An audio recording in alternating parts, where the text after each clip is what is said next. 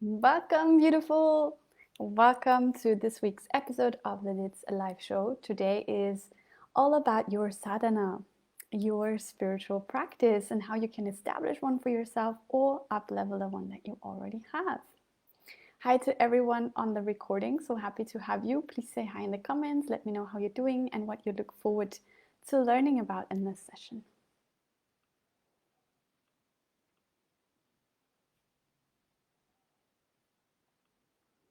And let's see who's going to join me here live.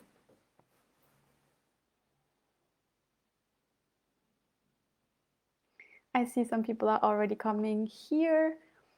Who's with me live right now? Please say hi in the comments. Let me know how you're doing.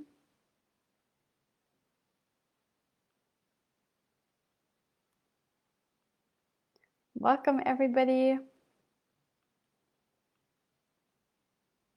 Now I would love to know what questions you come to the session with and what you want to get out of it. What interests you when it comes to the topic of sadhana?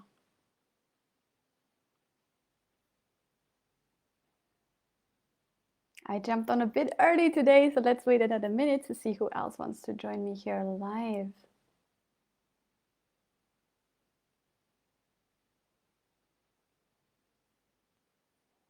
This is going to be a beautiful session. Our spiritual practice is one of the most important things in life. So we're going to talk about lots of interesting things, how to create and maintain a rewarding daily practice with ease. We're going to talk about going on retreats, why that is so important, and also how you can create your own retreat at home. And I also have some announcements and invitations for you. Good. So let's dive right in. Okay, so what is sadhana, right? That's the first important question. What is it? Who knows what it is?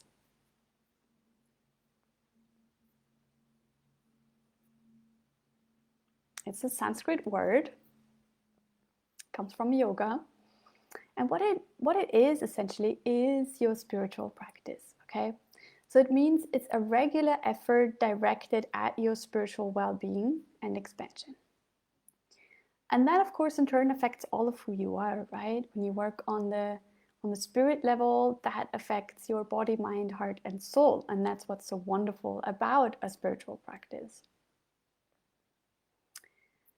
So, you know, if we have the spirit level practice, then that affects all of who we are. And that means that we're taken care of holistically. And that's what we ideally want.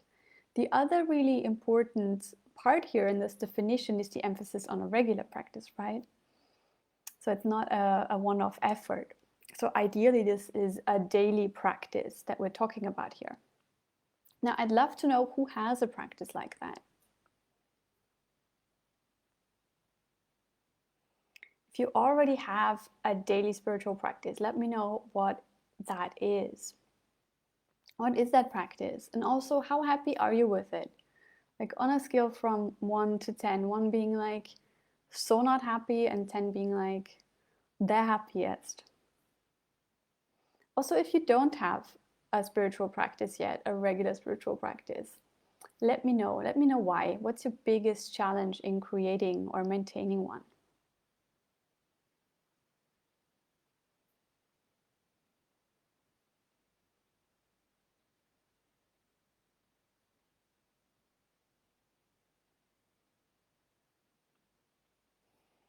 So wherever you're at with your sadhana, let's see how we can up level, right? So ideally it is a daily practice, okay? Which, because obviously that's the way that you're going to get results, right? Powerful results, fast results. You live every day, right? So you should also make sure that you're centered in yourself every day, because if you're not, then you will not lead your life on your terms. You will lead it on someone else's terms, be that your partners or your children's or your bosses. And if you don't make it a priority to become centered in yourself every day, right, present with yourself, then you will also fall in with the looks and the feel of and the pace of those around you. And in our societies, That's not a good thing, generally speaking. So the most important thing is how you start and end your day, because your vibration is what manifests your reality. So this is really key, how you start into the day and how you end your day, what you take into your sleep. So let's go over how to create your ideal daily practice from scratch or up-level the one that you already have. Everyone who's here live with me, please say hi to me in the comments. I'm feeling very lonely. Nobody's commenting today. Let me know how you're doing, what you look forward to learning in this session. I hope I'm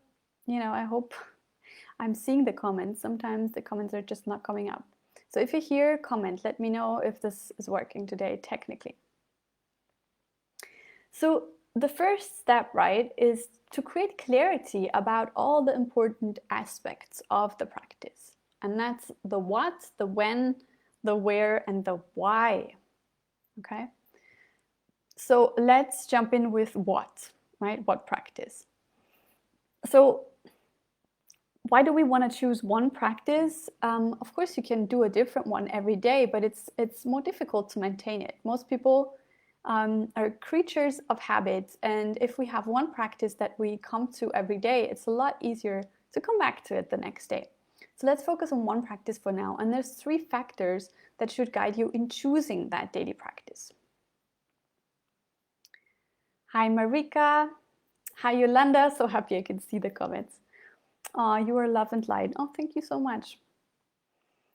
So 3 factors, right, in choosing that practice, okay? The first one is it needs to go deep, right? So that you can go beyond the surface level with yourself and really feel how you are doing and what you need. And the second factor is it should be something that you look forward to that will increase the likelihood of you showing up for your practice. And third, ideally it should take care of all of who you are, right? Body, mind, heart, and soul. And that is a tall order, which is why I love shamanic journeying, because while it mainly works on the heart and soul level, it also clears the mind automatically, which is what we mostly want when it comes to the mind, for it to be calm. And you can include the body as well. For example, as dance, right? Trance dance, it's pretty amazing. Right, and once you have that what, once you've chosen your daily practice, then the next question is when. You need consistency if you want to have a regular spiritual practice. So I recommend you choose either the mornings or the evenings. Like I said, those are the most important times of the day. And also you need to determine roughly how long your practice is going to take you. It should really feel doable. It should feel manageable. That also increases your likelihood of showing up for your practice. So the next question that we need to tackle is where, right? If you have a set space, a set space in the house or in your garden or close by in nature, that's also gonna really, that's beautiful, because you're bringing your energy to that same space every time. And then when you come back to that space, it will already hold your energy, and that will make it a lot easier to drop into a deeper state, into a higher state of awareness instantly. So that's really beautiful. And a really, really important part as well, and the last thing that we need to figure out, is the why, right? Why do you want a spiritual practice? So it should ideally maintain and also upgrade your health and happiness, right? Some aspect of it, but it's great if you can be specific with the purpose and have a really clear intention for what you want to get out of this practice. So this could be a set intention for your daily spiritual practice as a whole, right? For example, I practice asana every morning to feel amazing in my body and start the day with great energy, right? Could be your intention for this practice that you do every day. Or it could be a different intention for each day, according to what you need that day, right? But that's a little bit, then you have to be more flexible. That also only works if you have a very versatile practice, right? Like shamanic journeying, which you can use for everything, from the delightful, right, to the deeply healing on all levels, body, mind, heart, and soul, to consciousness expansion, manifestation, healing others, etc. Right? So there's a lot of things that you can do with that. So if you want to learn journaling with me, send me a PM if you're not already. Marika is, how are you doing, Marika? Thank you for tagging some other people in here, Yolanda. This is a slow day, I have a feeling. But it's nice having quieter sessions as well from time to time, I have to admit. Oh, hi, Emma. Beautiful that you're here as well. How are you doing?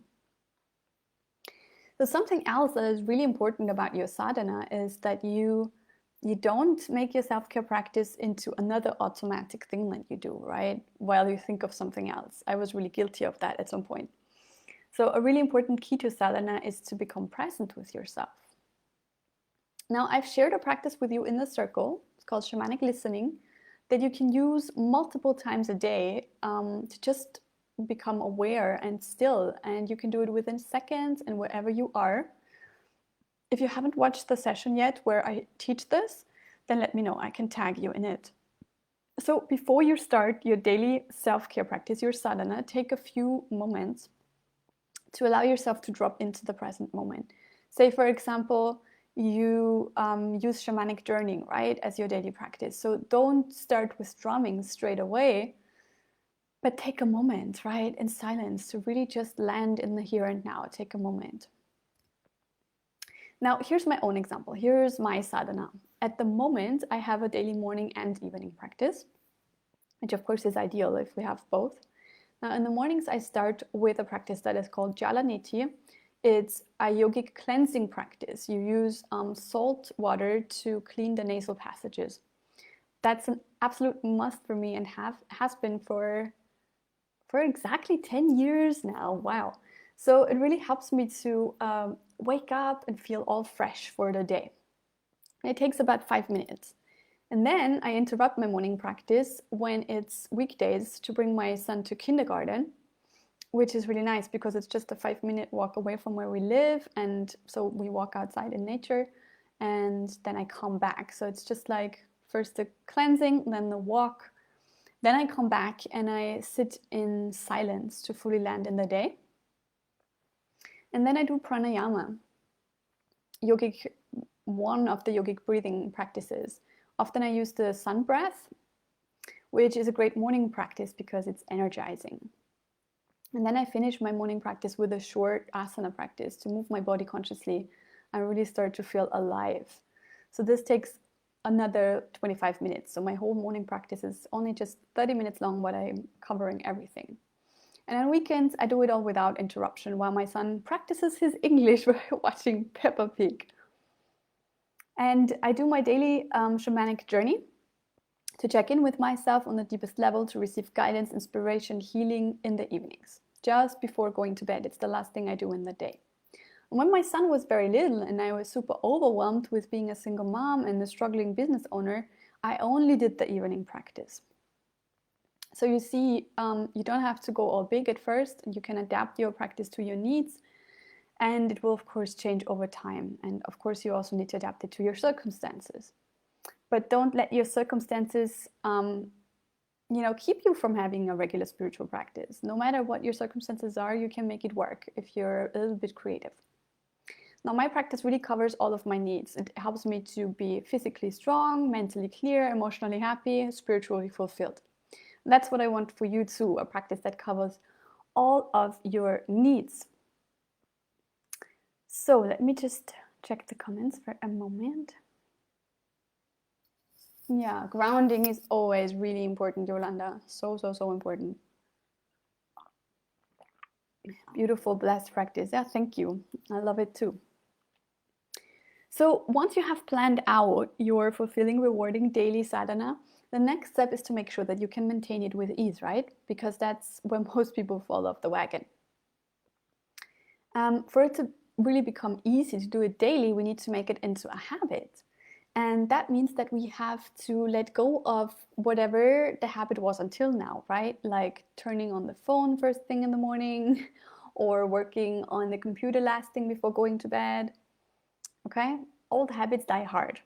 So when you establish this new or up-level practice for yourself, it's a lot easier with clarity, right? Which we've established before by finding out what you're going to do, when you're going to do it, where you're going to do it, how long it's going to be, and why you do it. And then the second really important thing is to have an accountability buddy, or as I like to call it, a supporting sister. Now, I, for example, have a check-in system with my best friend that allows us to hold each other lovingly accountable of our self-care and healing practice, and sometimes also other projects. Now, you can do the same with your best friend or partner, or you can simply do it with your supporting sister here in our circle. If you don't have a supporting sister here yet, then simply make a post and share a little bit about yourself and ask who'd like to connect with you. And then you can share your intention for your practice. The most important thing to share about is what you want to do, what you want to get out of it, and when you're going to do it, so that the other person can lovingly hold you accountable. And of course, you can do the same thing for her. Now, another tip to make it really easy is to start small. So if you don't have a daily practice yet, then don't start by creating an elaborate plan about what you're going to do for hours every morning and evening, because most likely that will only ever stay a plan and not become reality. Start with a short and sweet daily practice, say 10 to 15 minutes in the mornings or evenings. That's already a really great start. So from experience, I can say that it's most effective when you start in the mornings, since it will influence how your day goes. And if you don't start the day consciously, then you might not find the energy to do something new come the evening, right? But obviously you might do it. You might need to do it the other way around. Like I had to do it when Lou was a baby.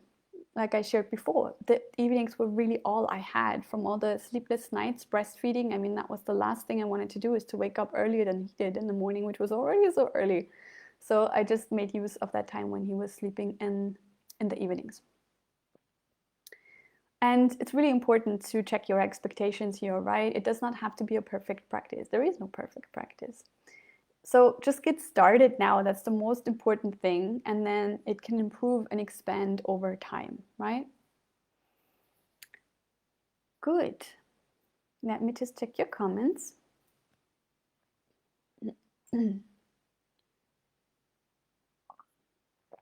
If you have any questions about what I'm sharing, feel free to ask. Anything you want to share about the practice that you have right now, what needs up leveling when it comes to it, so I can help you out personally, feel free to share with me in the comments. So that's really one part. One part of your sadhana, your spiritual practice, is your daily practice. That's one part of it. And then another part is efforts that you make that are also regular, but less often, where you take more time to yourself. Okay? So you really need to regularly take time off for yourself to really recharge and to create change in your life. In your day-to-day life, you will find it hard to tackle the bigger things that are coming up to be looked at. And I know that this is happening a lot to a lot of you at the moment, right? This year, 2020, the energies are through the roof. It's bringing up all the old stuff that wants to be looked at and healed. These intense energies of this year, alongside the isolation that we experience, is calling us all within. And it is calling our wounds up to the surface so that we can heal. And that is not an easy task to do in the hustle and bustle of daily life, right? And if you will try to do it in the hustle and bustle of your daily life, it will most likely just start to feel overwhelming. But you do obviously need to deal with what's coming up. It's not going to go away on its own, right? And most likely it will also not go away through your short daily practice, which is why I wholeheartedly recommend going on retreats regularly, okay? Now, what is a retreat? What would you say a retreat is?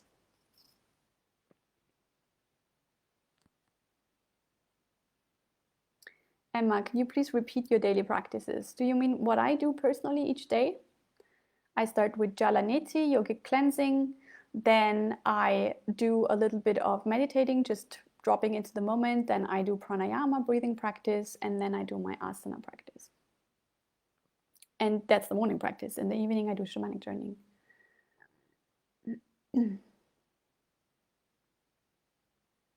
Yes, there is always a space for peace, promise, and progress in our hearts. Yeah, and especially there is always time for ourselves if we feel worthy of making the time. Chris, welcome. How are you today? I've seriously noticed if I don't take time to connect spiritually, I'm not as calm or grounded. Yeah, of course. That is it, right? And often before we don't make the effort to, to have a spiritual practice, we don't even notice how much we actually need it. And then at some point we end up, experiencing drama, or we get sick, something or else happens that reminds us that there's work to do, that we need to pay more attention to ourselves.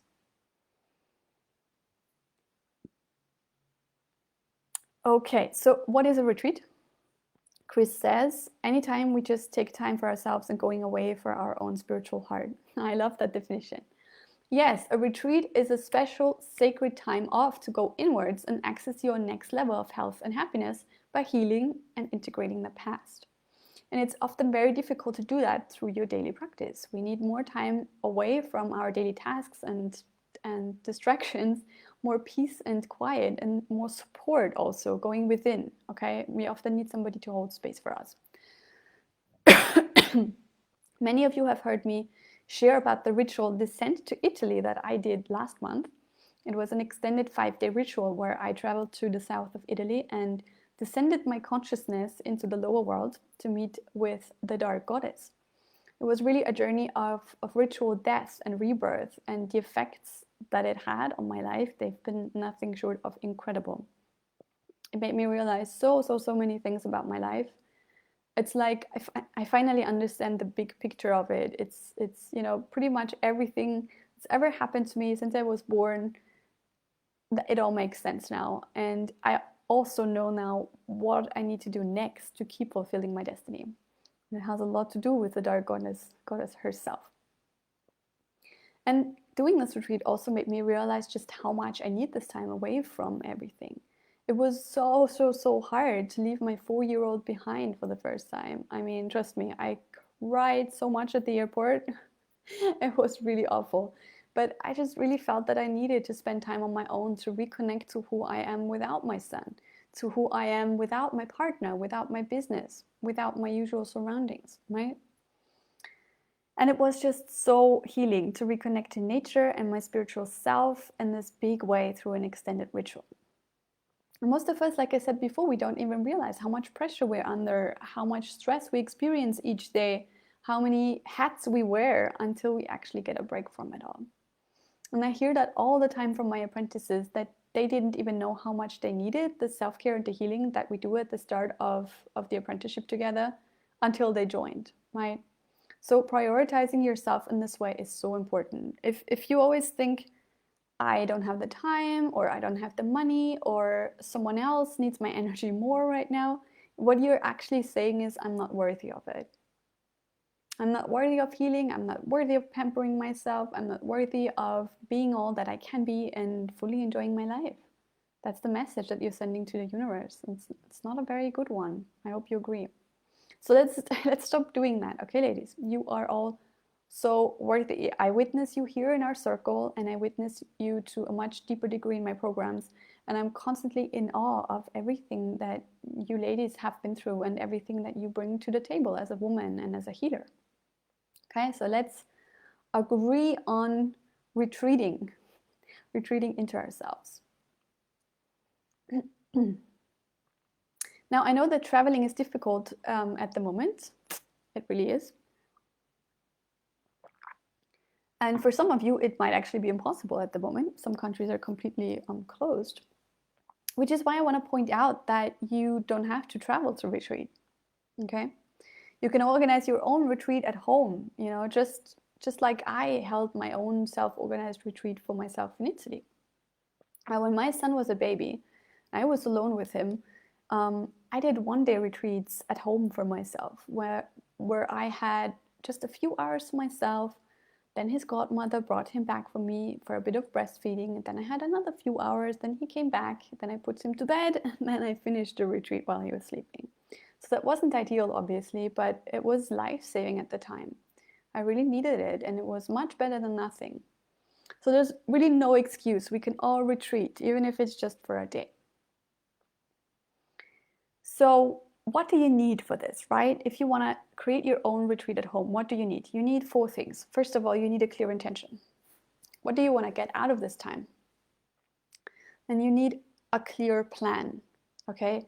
How are you going to get there from where you are at now? Where are you at now? You need to be really clear about this. And where do you want to get to? And, you know, it would be good if it is if you don't have any set expectations, but if it's really an intention, right? So you don't want to create huge expectations and then be sad when it doesn't happen, right? It should be an intention. It should be all about how you want to feel. That's the most important thing. Obviously, if there's a specific result at the end of it that is achievable, I mean, that's amazing. So clear intention, clear plan. How are you going to get there? What do you need in terms of practices and objects and food and drink, right? How long will the retreat be? How is it going to be structured? And once you have the answer to those questions, the third thing that you need is a room to yourself, or an undisturbed space in nature, maybe even your own garden. And then the fourth thing is you need time set aside each day.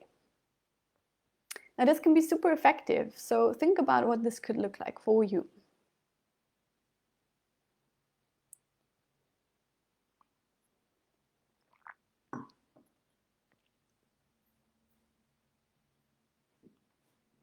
Now, for me personally, I am off again tomorrow to a small island in Malta. I will spend another 5 days in nature, and this time I will have someone to hold space for me as I go within.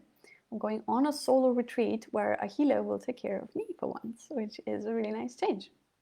Because that's another really important thing that I realized when I went to Italy, you know, that I'm so used to holding space for myself, but it's just not enough sometimes. You know, we all need others to hold space for us, especially those of us who are mothers or healers, because we give so much of ourselves to others all the time. I mean, holding space is something I do so well for others. And I know that you are the same kind of big-hearted woman who always looks after other people's needs.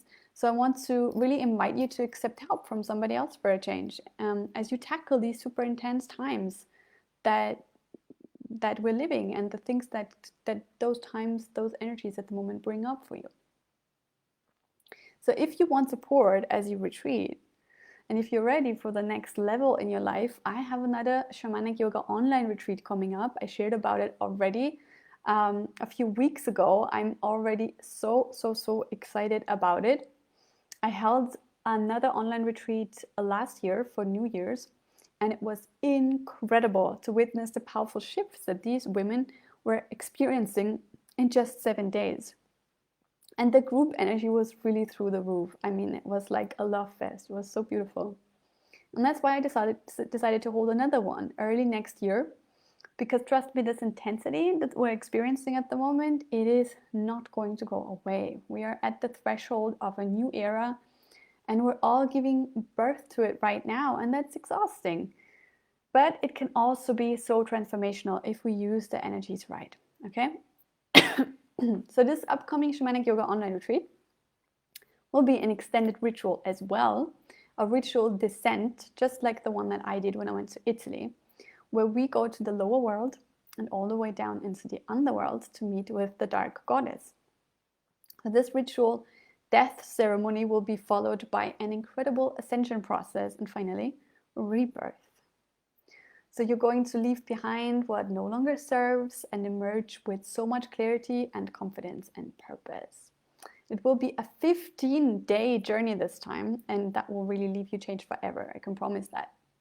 So if you want to become the next level version of yourself, if you are ready to step fully into your power, if you are ready to magnify your positive impact in this world, to fulfill your healing mission and to live with self-love and confidence and be a bright light, then I invite you to step up and go on this journey of ego death with me. You will really shed everything that is no longer of use to you, and you will emerge as the woman that you want to be and were born to be, right? You have the link in the description, so you can check it out. Also gonna pop it into the comments for you. Here we go. Now, right now, you can still sign up for the Dark Goddess online retreat for the early bird price of 999 euros and with an incredible 5 months payment plan too. Now, I'm making this really super affordable, super easy, and also super easy to integrate into your daily life. So you're not expected to take 15 days off from work or family life, okay? All you need is 1 to 2 hours a day for yourself. And that might seem a lot, but it actually isn't, since you have 16 hours in your waking day. And shouldn't at least 1 or 2 be dedicated to yourself anyways? I feel that should be like normal, right? But doing it for a retreat is a really good start.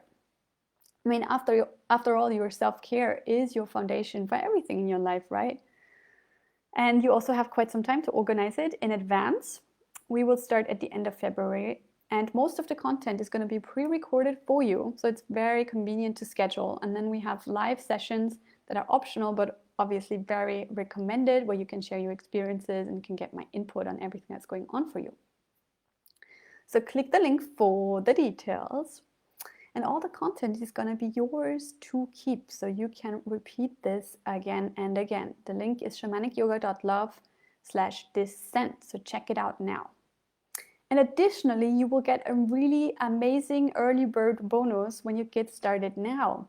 I'm including my complete inner child healing series for you as a free bonus if you sign up now, because I mean, we cannot hope to be confident, proud, strong women if we have lots of little wounded child aspects that we carry around within ourselves daily, right?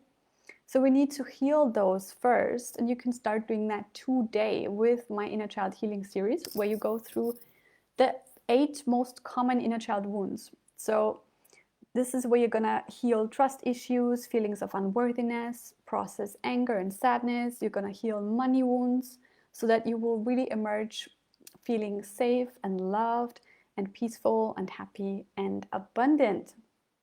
And then we'll dive much deeper with that amazing foundation together next year. It will be an epic retreat, and I really look forward to experiencing it with many of you. And for all of my apprentices, there is a special discount for you. So if you are in the apprenticeship and you want to join the retreat, then send me a PM and I'll send you the special sign-up links.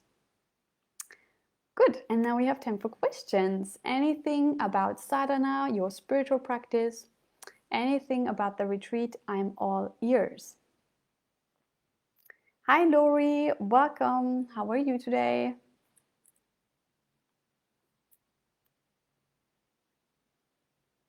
Lena, you're saying, I do yoga and meditate every day. I love that. That's amazing. So you already have an amazing sadhana. That's great.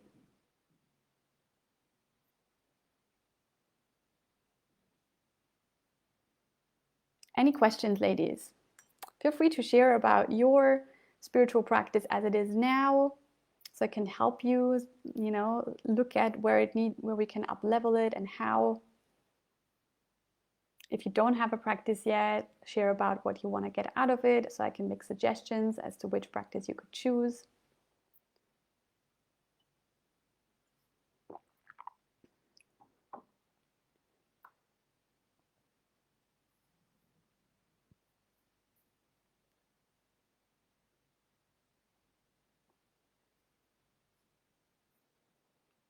And of course, you can also do that later on in the comments, where I'm gonna be following up with you as I come back from my retreat. Thank you so much for being here with me today. It was a pleasure as always. I hope this serves you. And I look forward to connecting to you again next week. Same place, same time, where I'm gonna share about Samhain. It's going to be the 31st of October. It's going to be a very special day because it's going to be a blue moon, second full moon of this month. Very intense month for all of us. So I'm going to share about that special celebration, Samhain, and how you can create a ritual for yourself on that day. Looking forward to that, and looking forward to catching up with you in the comments about your sadhana and any retreat questions. Lots of love for now. Bye.